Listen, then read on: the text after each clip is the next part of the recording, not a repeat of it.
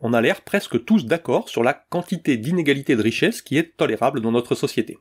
Lorsqu'on fait des sondages de grande ampleur, la population a bien conscience qu'il faut qu'il y ait des gens un peu plus riches que d'autres, pour motiver à travailler, pour récompenser les bosseurs. Ici, je mets en rang tous les citoyens du pays, pour faire un schéma. Vous avez compris que j'aime les schémas. Je les range dans l'ordre, du moins riche au plus riche. Et la hauteur de chaque barre représente les richesses qu'ils possèdent. Ici, les 1% les plus pauvres, et là, les 1% les plus riches. Lorsqu'on fait un sondage en demandant « Quelle serait selon vous la répartition de richesse idéale ?», la grande majorité des gens proposent une courbe très proche de celle-là. Les plus riches, ici, possèdent 5 fois plus que les plus pauvres, ici.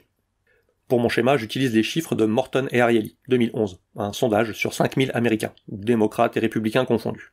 Mais on observe les mêmes genres de conclusions en France, par exemple dans l'étude de Piketty, 2003. J'utilise des chiffres étrangers pour que ce soit moins clivant pour les francophones, mais tout ce que je vais dire par la suite pourra globalement s'appliquer en France. Attention, il est question ici que des inégalités sur le capital, pas sur les revenus. On leur demande ensuite quelle est, à leur avis, la distribution de richesse réelle dans le pays. Encore une fois, les gens donnent tous des réponses très proches. Il y a un consensus. C'est une répartition beaucoup plus inégalitaire. Les plus riches, ici, posséderaient des centaines de fois plus que les plus pauvres, ici. Déjà, ça veut dire que l'on est majoritairement d'accord sur le fait qu'il faudrait une meilleure répartition des richesses.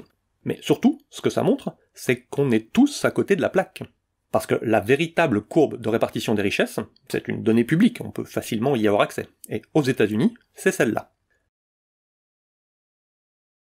C'est complètement démesuré par rapport à nos estimations. Les plus pauvres n'apparaissent même pas, ça fait moins que 1 pixel. Même les riches, ici, possèdent moins que ce que l'on pense.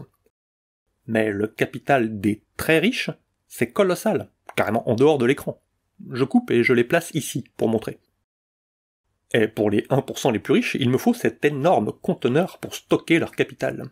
Ils possèdent à eux seuls 40% des richesses du pays, alors que 80% de la population n'en possède que 7%. Pour savoir ce qu'il faut changer dans notre société, et proposer des mesures politiques, et voter rationnellement, il faut commencer par avoir une idée claire de comment le monde est. Mais visiblement, on a une vision du monde complètement forgée par nos préjugés, et très loin des réalités.